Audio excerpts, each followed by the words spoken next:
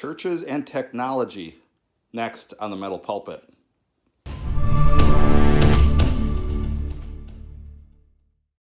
All right, well, thanks for joining me for another Metal Pulpit. And, you know, I wanted to, second here. There we go. All right, there we go. Hi. Okay, so what I wanted to do was drive a point across regarding churches and technology.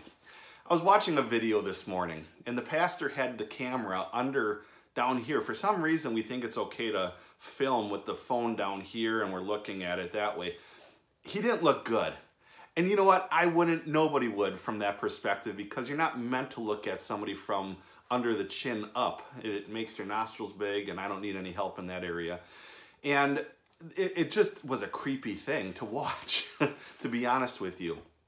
Let me talk to churches, let me talk to pastors and leadership in a podcast that isn't necessarily hitting on a big doctrinal issue this week. If you're going to have an online presence, do it well, okay? You do not need a ton of money and a ton of staff in order to do it. Now, there are churches that are big, and they have somebody hired on in order to take care of all their graphics, video production, all of that. Good for them. But there's a lot of churches in America that are under 100 people, and the last thing you're going to add to your staff is somebody in charge of computers and video and all of that sort of stuff. There was a church that about 4 years after we started doing live broadcasting over the internet, they decided to start it as well. And they did a capital campaign to get it going. They were trying to raise $10,000 to get online with their church service every Sunday. Oh, they hit their goal.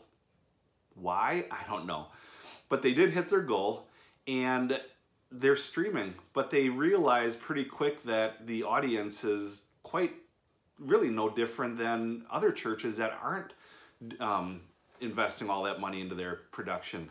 And so there's a couple things to learn from that. Number one, you can do a lot of things free. If you're a pastor, or you run a ministry, or you're helping out at a church, you know, whatever the situation may be, you may be a youth pastor, a kids pastor, you can do a lot of stuff online for the cost of a computer or a phone. See, for our church, we came to grips with a couple things. Number one, the online experience will never match the experience of actually being there. Why? Because you get to chat with people, you get to hug somebody, you get to shake hands, you get to laugh, and from home or behind your computer, you're just watching, you're a spectator. And I realize a lot of churches, you're a spectator as well, but in the lobby and beforehand and afterwards, you get to hug people and say hi and laugh and go out to lunch with people. And so why invest a ton of cash into something that really just is going to give you a little bit of an online experience? So what we do is we've just gone to Ustream, and we use their free service, have a webcam, a computer, and we're up and running. And we do Facebook Live as well. And we get a great response from it. You see, no matter what size church, no matter what size ministry you're running, you can do stuff with excellence. It just takes a little time to put into it. Now, if you're a church that can't afford staff in order to do the video stuff and graphics, you're in the majority in the United States at least. And I realize it's hard to work with volunteers because they come and go. You know, you could be best friends one week, the next week they're gone. You said something wrong, or you didn't like their production last week of how they did video stuff, and so they're gone. So really, it makes life easy if you just take a couple minutes, slow down, and work with what you have.